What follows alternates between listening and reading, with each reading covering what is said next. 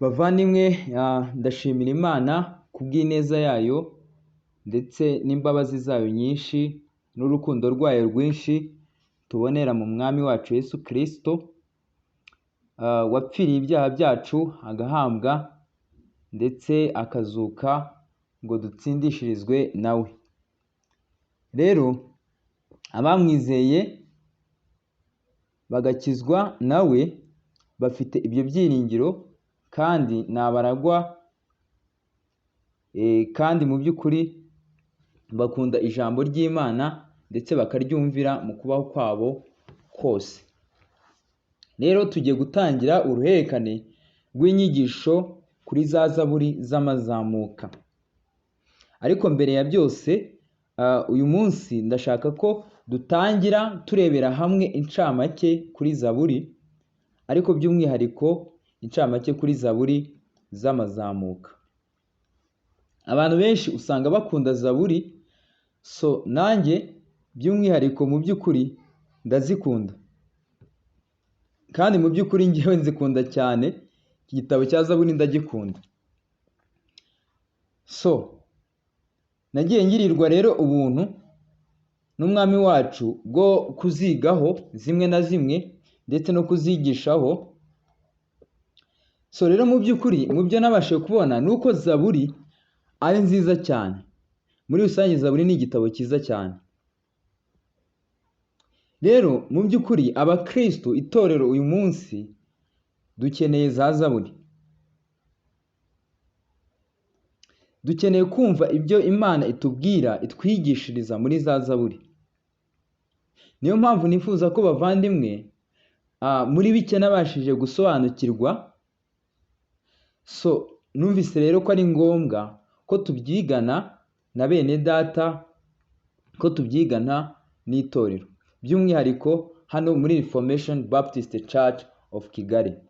Rero bavandimwe, ndifuza ko dutangira, abo dutangiranye bavandimwe, ndifuza ko twazanasozanya uruhererekane kuri za zaburi. Iyo dusomye mu rwandiko Pawulo yandikiye Timoteyo, aramubwira ngo ibyanditswe byera byose byahumetswe n'Imana, ngo kandi bigira umumaro wo kwigisha umuntu no kumwemeza ibyaha bye no kumutunganya no kumuhanira gukiranuka, kugira ngo umuntu w'Imana abe ashyitse, afite ibimukwiriye byose, ngo akore imirimo myiza yose. Mu rwandiko rwa kabiri, ibice 3 umurongo wa 16 kugera ku murongo wa 17. Hano dushobora kumva ko ibyanditswe byera byose ko byavuye ku Mana, byahumetswe n'Imana, ikoresha abantu kugira ngo bandike.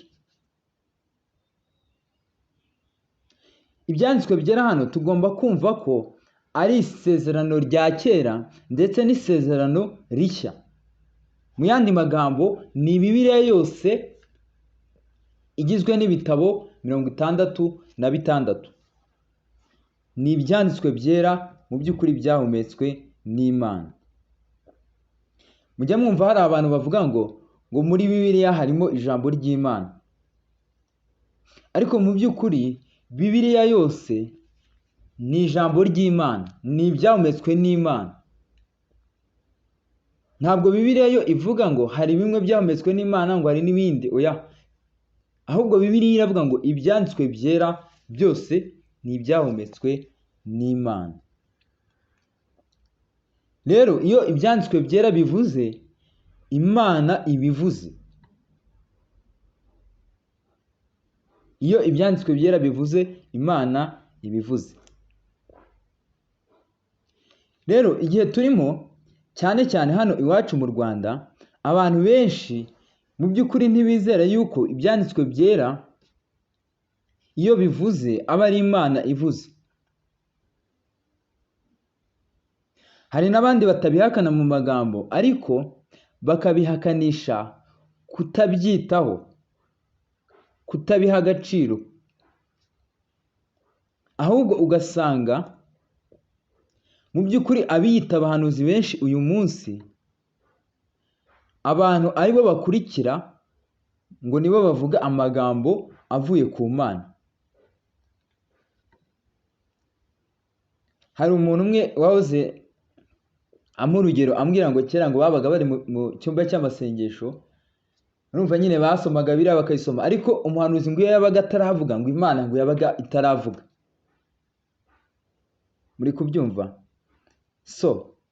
Rero ni ubwo buryo abantu bahakanamo Bibiliya, ntibayihakane mu magambo, ariko mu by'ukuri uburyo badaha agaciro amagambo ari muri yo ngo bumve yuko ari Imana ubwayo biri kuvuga, mu by'ukuri bagashaka yuko abiyita abahanuzi aribo bakurikira ngo nibo bavuga amagambo avuye ku Mana. Mu by'ukuri ubwo buryo nabwo ni ubundi buryo bwo guhakana mu by'ukuri Bibiliya no kuyitesha agaciro. Ariko mu by'ukuri ubuhanuzi dufite uyu munsi ni ibyanditswe byera gusa, ni Bibiliya, ni ubuhanuzi dufite kandi mu by'ukuri bwuzuye buhagije.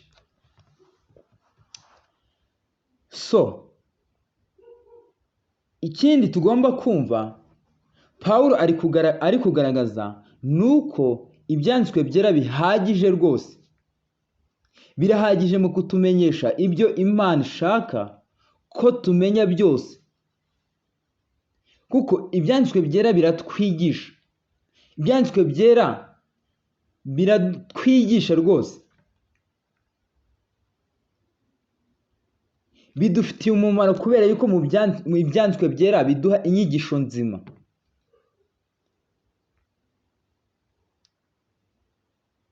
Kandi ibyanditswe byera bitwemeza iby'ibyaha byacu, bikadutunganya, bikaduhanira gukiranuka. Ni ukuvuga ngo ibyanditswe byera birahagije mu kuduhindura ku buryo tuberaho Imana nk'uko ibishaka, hatagombye ikindi kintu icyo ari cyo cyose.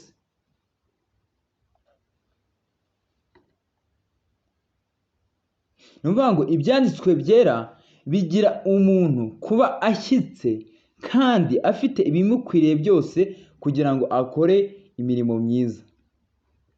Ibyanditswe byera rero birahagije kandi mu by'ukuri turabifite,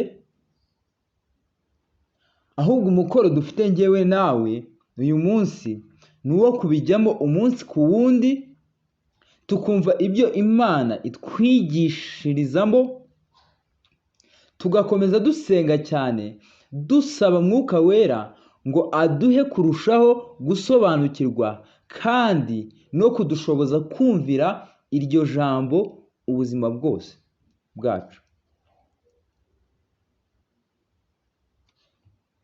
Ntitumere nk'umuntu Yakobo yavuze, wumva ijambo ntakore ibyaryo. Muri Yakobo igice cya 22 kugeza ku 25 mushobora kwasoma. Rero nk'uko tubonye ko ibyanditswe byera byose ari ibyahumetswe n'Imana, Zaburi nazo ni ibyanditswe byera. Mu by'ukuri Zaburi nazo zahumetswe n'Imana.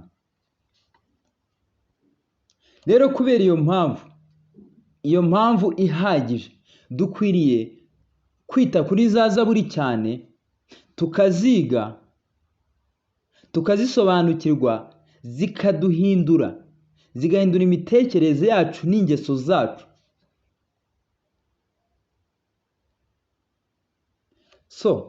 Nakuze numva abantu benshi bakunda kwigisha kuri za Zaburi, ndetse no mu ndirimbo abantu benshi baririmba, mu by'ukuri wumvaga baririmba amagambo yo muri za Zaburi. Ariko mu by'ukuri akenshi usanga abantu benshi barazigorekaga, ndetse kugeza n'uyu munsi hari benshi biyita abakristo, ariko mu by'ukuri uburyo za Zaburi bazifata ndetse na benshi bazigisha, mu by'ukuri bazigisha ukundi, bakazigisha mu buryo bwo kuzigoreka. Turaza kugenda tubivugaho.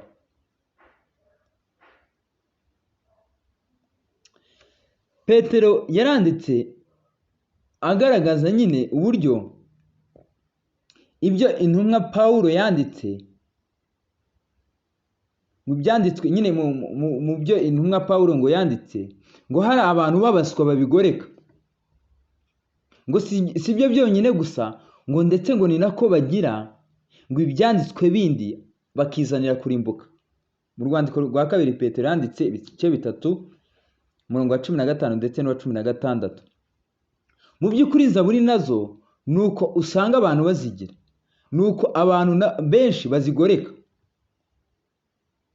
nuko usanga abantu benshi bazikoresha aho zitagakoreshejwe. Ugasanga abantu benshi bazivugira icyo zitavuze, cyangwa se ugasanga hari n'abandi bagabanya ku cyo zivuze. Ibyo nabyo mu by'ukuri ni ukwizanira kurimbuka, kuko niba ibyanditswe byera bibiri tubwira ko kubigoreka ari ukwizanira kurimbuka. Mu by'ukuri rero na za Zaburi kuzigoreka cyangwa ukajya uzikoresha mu buryo butari bwo, nabyo ni ikindi kibazo mu by'ukuri gikomeye cyane. Bavandimwe, natwe abakijijwe hari igihe usanga ya myumvire ya mbere kuri za Zaburi twagiraga tutarizera, hari ukuntu itugaragaraho, tukaba twahusha injyana cyangwa se context ya Zaburi, nyine tugakora ayo makosa. Ariko niringiye yuko abakijijwe dukomeza kubona umucyo mu byanditswe, uko umwami Imana akomeza kutwigisha, tukarushaho kubisobanukirwa, ndetse tukagenda twihana ku myumvire mu by'ukuri ipfuye tugenda tugira rimwe na rimwe ku byanditswe byera. Rero bavandimwe, icyo turi kurebera hamwe ni incamake kuri Zaburi, ariko by'umwihariko incamake kuri Zaburi z'amazamuka, kuko arizo tugiye gukoraho, tugiye gukora uruhererekane kuri Zaburi z'amazamuka. Rero uyu munsi ni ugukora incamake kuri Zaburi z'amazamuka, hanyuma tukazakomeza noneho tugenda tureba Zaburi ku yindi. Zaburi rero muri rusange ni igitabo kinini muri Bibiliya, ni igitabo gifite ibice bigera ku 150. Kandi ikindi ni uko tubona yuko Zaburi ari cyo gitabo bakotinga cyane mu isezerano rishya kuruta ibindi bitabo byo mu isezerano rya kera. Zaburi rero zanditswe n'abantu batandukanye, bivugwa yuko Zaburi zigera kuri 75 ari iza Dawidi, ariko hari n'abandi banditsi batandukanye bagiye bandika za Zaburi, aho wenda twavuga bene Kora, Azafu, Mose, Salomo n'abandi banditsi bavugwamo, ndetse hari na zimwe tutazi mu by'ukuri abanditsi bazo. Zaburi rero ni igitabo usanga gikunzwe n'abantu benshi, nk'uko nahoze mbivuga, ariko by'umwihariko usanga abantu batacyumva. Usanga abantu benshi amagambo yo muri cyo bayakoresha mu buryo butari bwo, cyangwa se out of context mu ndimi z'amahanga. Ariko muri by'ukuri Zaburi ni igitabo kitwigisha kuramya Imana, kikatwigisha Imana iyo ari yo, ndetse n'ibyo yakoze mu mateka. Rero iyo turi kuvuga Zaburi mu by'ukuri ni indirimbo, ni igitabo cy'indirimbo cy'amashimwe, kandi mu by'ukuri ni igitabo kitwigisha mu by'ukuri guhimbaza Imana. Iki gitabo wenda ku bantu bagiye bigisha amarangakamere y'Imana, mu by'ukuri iki gitabo turagikoresha cyane. Iki gitabo kitwigisha ubugabe bw'Imana, iki gitabo kitwigisha amateka y'Imana, iki gitabo kitwigisha isozamigambi ry'Imana, iki gitabo kitwigisha mu by'ukuri inshingano mu by'ukuri za muntu Imana iha umuntu.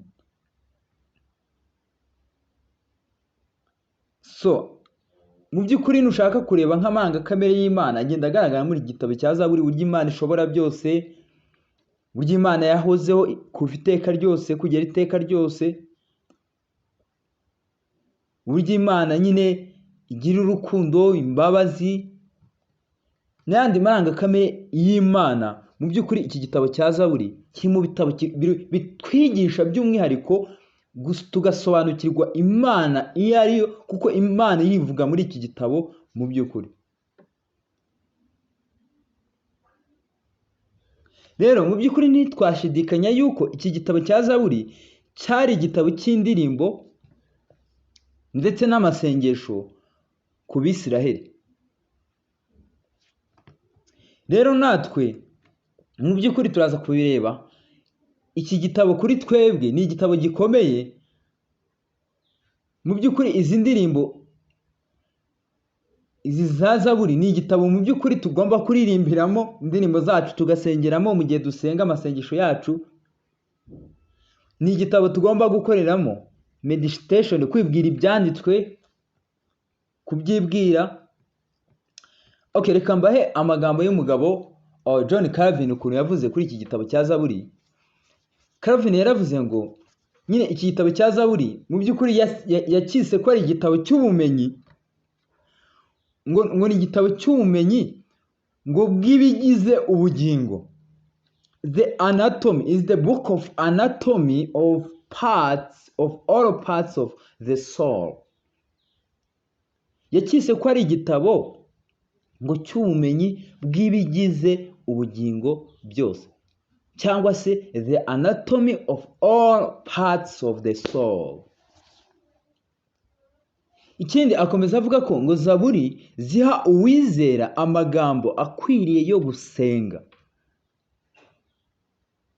Psalms provides to the believer with the best vocabulary to pray of prayer.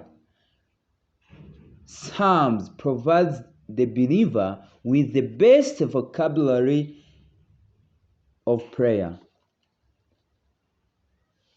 Ngo Zaburi ziha uwizera amagambo akwiriye, aryoshye mu by'ukuri mu isengesho.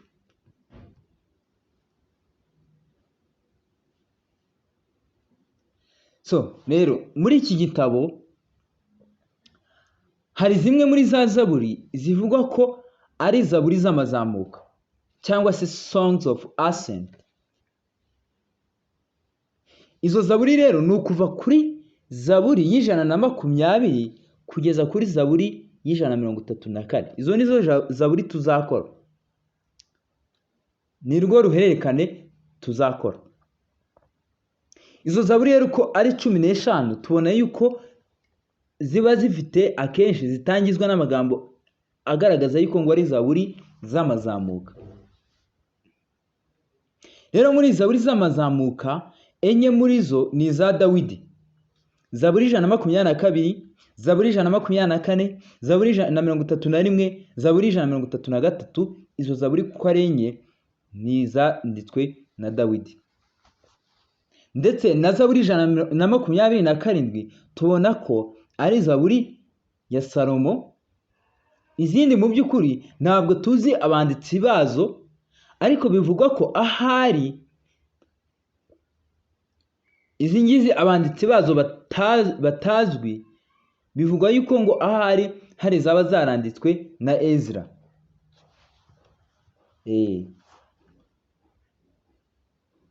Rero izi Zaburi usanga ari ngufi cyane ku buryo bw'uko zifite imirongo mikeya ndetse cyane, ku buryo usanga Zaburi ndende yo muri zo ariyo Zaburi 132 ifite imirongo 18 gusa.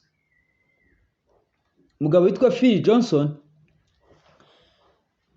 we yaravuze ngo izi Zaburi ngo zimeze nk'ichorus cyangwa refrain ngo y'amashimwe, kubera ko ngo zigizwe n'imirongo mike ngo twafata mu mutwe byoroshye, kandi ngo twaririmbisha umutima kuruta uko twaziririmba tuziririmbishije umunwa nk'indirimbo zivuye gusa mu gitabo.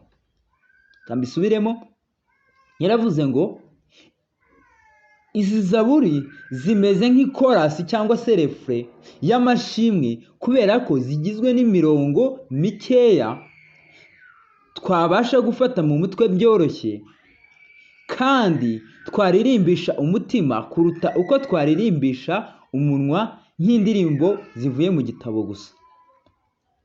Ikorasi, iyo tuvuze ikorasi ni iki? Ikorasi ni agace k'indirimbo gakomeza kugarukwaho uko igitero kirangiye, kandi akenshi karangwa no kugira amagambo atari menshi ku buryo abantu babasha kuyafata vuba. Rero izi zaburi z'amazamuka niko uyu mugabo nawe azibona nk'ikorasi igizwe n'amagambo atari menshi ku buryo umuntu abasha gufata aya magambo mu by'ukuri akabasha kuyaririmba, ndetse no mu isengesho ukaba wabasha gukoresha amagambo. Umuntu ashobora kwibaza ngo kubera iki zitwa indirimbo z'amazamuka? Ese ubundi babaga bazamuka bajya he? Kubera iki zitwa indirimbo z'amazamuka? Ese ubundi babaga bazamuka bajya he? Izi ndirimbo bivugwa ko zaririmbwaga bazamuka bajya i Yerusalemu. Ni indirimbo zaririmbwaga bazamuka bajya i Yerusalemu. Ndashaka kubanza kubabwira Yerusalemu iyo ari yo. Yerusalemu ni umurwa wari uherereye ku gasozi kari mu majyepfo ya Isiraheli, aho niho hitwa Isiyoni. Ako gasozi kitwa Isiyoni. Niho Uwiteka yatoranije kuba ubuturo bwe. Ibyo tubona muri Zaburi y'123. Muri izi Zaburi tuzagenda dukoraho, muri iyi Zaburi 123, reka magere tuhasome twumve uko Uwiteka avuga. Zaburi 123 umurongo wa 13.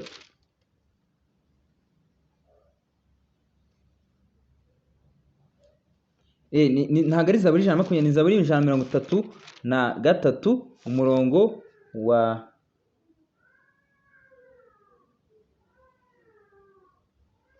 ndabona atariho nanditse, ariko nyine aho ngaho Uwiteka abagaragaza yuko ngo ni ku murongo wa 3, ntabwo ari ku murongo wa 13.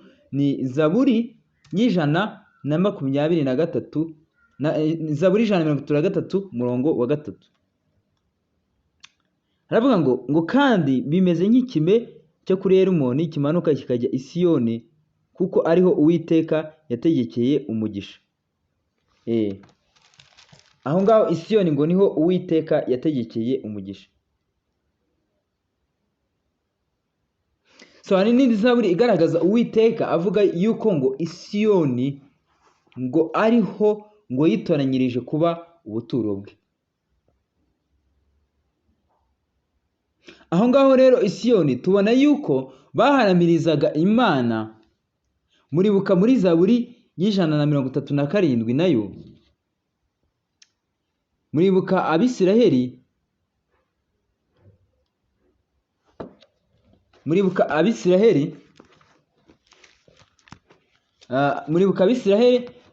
bari mu bunyage i Babuloni. Hanyuma ngo abanyababuloni ngo bakabishima hejuru bati ngo muturirimbire indirimbo z'i Siyoni. Nabo bakabasubiza bati twaririmbira dute indirimbo y'Uwiteka mu mahanga? So murumva yuko i Siyoni hari hafite ikintu gikomeye hasobanuye ku Bisiraheli. Kuririmbira Uwiteka bari Siyoni hari ikintu byabaga bivuze gikomeye ku Bisiraheli.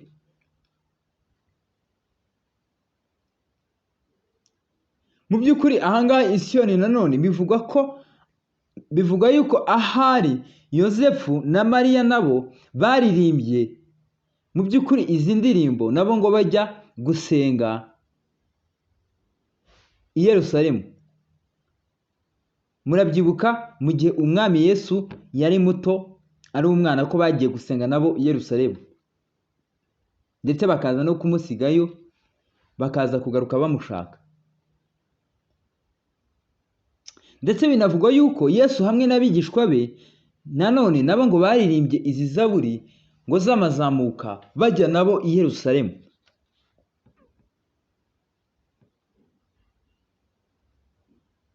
Muribuka Yesu ahura n'umusamariyakazi muri Yohana ibice 4. Mu by'ukuri abayuda ngo bari bazi yuko i Yerusalemu ariho hantu hakwiriye gusengerwa, nuko nguko bahafataga aho ngaho i Siyoni.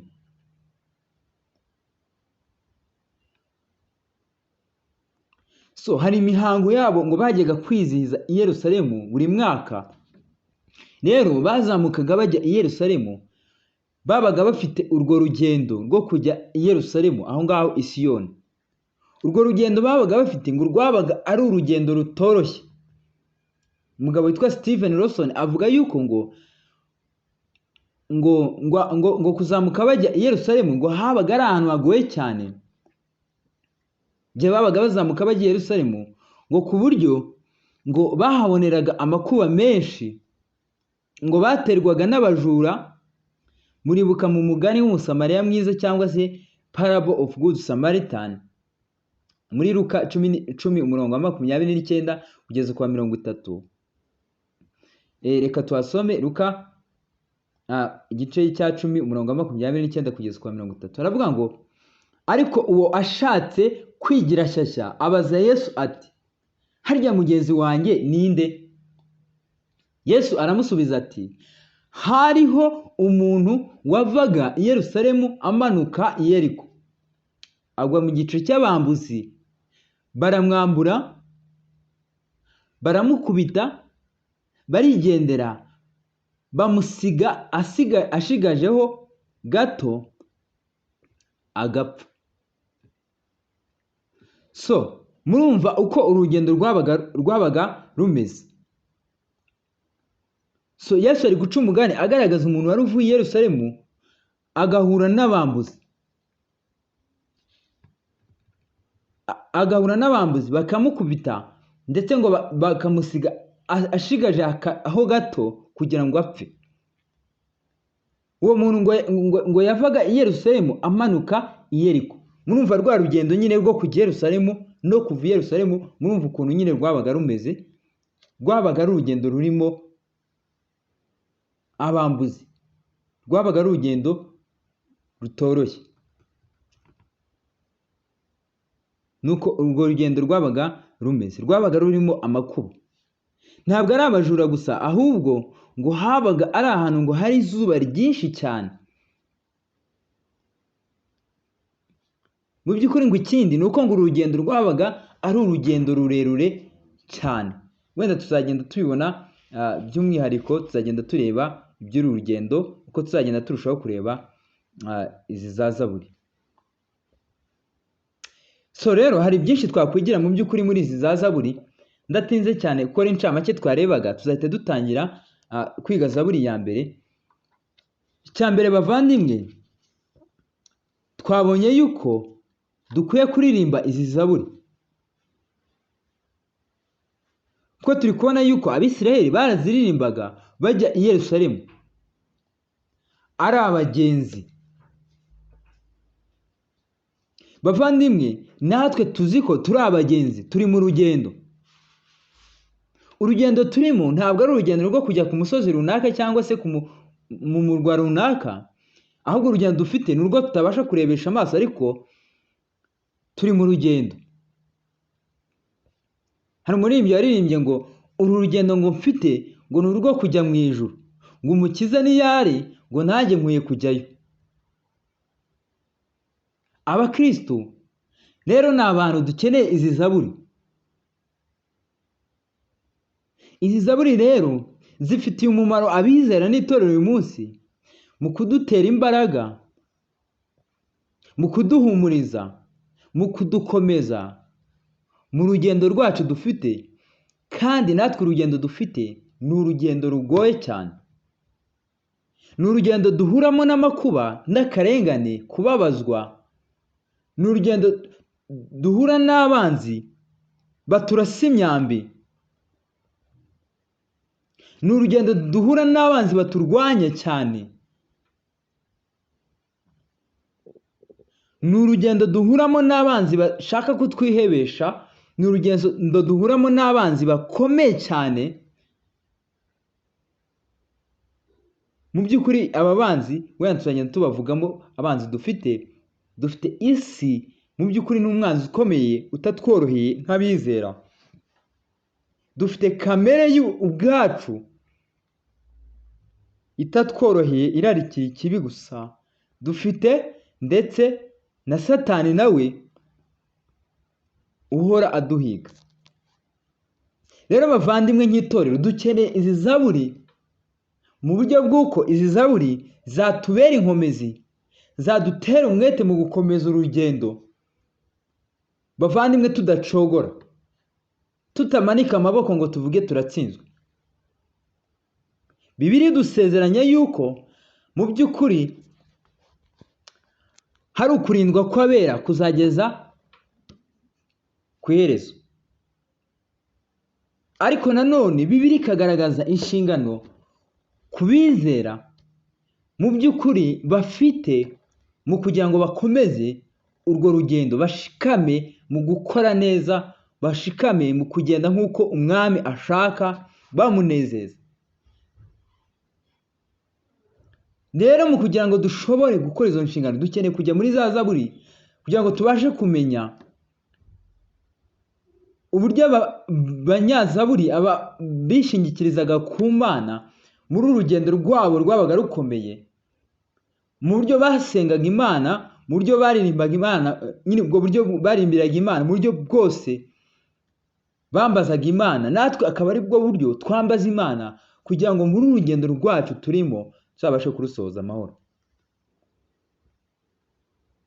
Iyo dusomye mu Befeso ibice 5 umurongo wa 19 ndetse no mu Bakolosayi igice cya 16, aho hose tubona intumwa Pawulo yaradutegetse ibyerekeye za zaburi. Aha ni mu Isezerano Rishya, intumwa Pawulo yadutegetse ibyerekeye za zaburi. Ndashaka ko tuhasoma kugira ngo tuze kubyumva, twumve ko no mu itorero ryo hambere zaburi zari zibafitiye umumaro. Akaba ariyo mpamvu Pawulo ari kubitegeka amatorero, akabitegeka muri Efeso, akabitegeka ndetse n'i Kolosayi ibyerekeye za zaburi. Abefeso ibice 5:19 aravuga ngo mubwirane zaburi n'indirimbo n'ibihimbano by'umwuka, muririmba mucurangire umwami wacu mu mitima yanyu. Cyo ari kubategeka, ari kubabwira nuko bagomba ngo kubwirana za zaburi. Rero bavandimwe nk'itorero natwe tubwirane za zaburi. Ndetse n'abikolosayi nuko arabandikira akababwira ngo ijambo rya Kristo ngo ribe muri mwe rigwiriye rifite ubwenge bwose, ngo mwigishanye muhugurane ngo muri za zaburi, muri zaburi n'indirimbo n'ibihimbano by'umwuka, ngo muririmbirane Imana ishimwe mu mitima yanyu. Bavandimwe ngo muhugurane muri za zaburi. Rero bavandimwe ndasaba ninginga kugira ngo muri izi za zaburi z'amazamuka tuzahugurane. Muri izi za zaburi duhugurane uko dukwiye gukunda ijambo ry'Imana, duhugurane uko dukwiriye gusenga. Ko twabonye yuko izi za zaburi mu by'ukuri harimo amasengesho, ari indirimbo. Nkuko umuvandimwe Calve yabivuze akavuga ngo izi za zaburi ngo ziduha amagambo akwiriye dukoresha mu masengesho yacu mu gihe dusenga. Provides the believer with best vocabulary of the prayer. Izi zaburi ngo ziduha amagambo akwiye mu by'ukuri yo gusenga mu masengesho yacu. Rero bavandimwe soza izi za zaburi. Zaburi ni igitabo cyiza bavandimwe, tuzarushaho kugira umunezero, tuzarushaho kunguka bavandimwe, tuzarushaho kwigira hamwe, tuzarushaho kunezererwa hamwe muri iki gitabo cya zaburi, muri uruhererekane rwa zaburi. Mana ngushimiye ubuntu bwawe, ngushimiye yuko udushoboje tukabasha gukora incamake kuri iki gitabo cya zaburi. Mana harimo inyungu nyinshi cyane mu kwiga iki gitabo mwami, kuko ari ibyahumetswe nawe ko twabonye ko ibyahumetswe nawe bifite umumaro wo kutwigisha, kuduhugura, kuduhanira gukiranuka, mwami kudutunganya, mwami kugira ngo tube dushyitse dufite ibidukwiriye byose kugira ngo dukore imirimo myiza. Rero mwami ndakwinginze kugira ngo muri iki gitabo cya Zaburi, by'umwihariko muri izi ndirimbo z'amazamuka, mwami turakwinginze kugira ngo uzatwigishirizemo, uzaduhugure, mwami uzarushaho kudusobanurira ibyo dukwiye kumenya kuri wowe, mwami uzarushaho kudusobanurira inshingano uduha.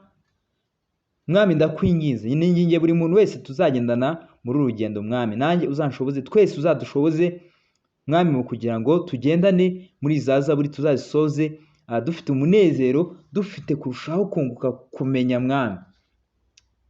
Mwami ndabizi yuko hari benshi muri twe baba bacitse intege muri uru rugendo, hari benshi baba bababaye, hari byinshi muri ubu buzima mwami bituma mwami tudakomeza ubusabane nawe nk'uko byagakwiriye mwami. Hari uburwayi, hari intege nke z'umubiri mwami, mwami Imana hari ukubabara mu marangamutima,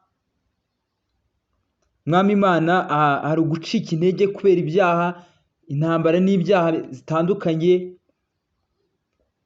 mwami Imana hari ibibazo byinshi tugenda tubona byo muri ubu buzima turimo mwami, bituma uwizera ashobora gucogora, ashobora gucika intege, ntakomeze muri urugendo. Ariko izaza buri mwami, muri izo circumstances zose, muri izo nguni zose mwami, izi zaza buri zibasha kuhakora, zibasha gukomeza umuntu muri uru rugendo mwami. Mwami ndakwingize rero kugira ngo tugirire ubuntu mwami, kugira ngo muri izaza buri tuzarushaho guterwa umwete mu gukomeza urugendo mwami. Mwami rero ndakwingize kugira ngo ukomeze ubane natwe, ukomeze tugire ubuntu bwawe, ukomeze ugire neza abitorero, ukomeze tugirire ubuntu kugira ngo aya magambo yawe dukomeze tuyatekerezeho mwami, tuzarushaho no kuyameditaho no kuyibwira ku manywa na nijoro mwami. Mwami ushimwe kandi uhabwe icyubahiro ko wumvishe gusenga kwacu. Reka izina ryawe ryonyine ari ryo rihabwa icyubahiro none n'iteka ryose, tubisabye mu izina ry'umwami wacu Yesu Kristo, amen.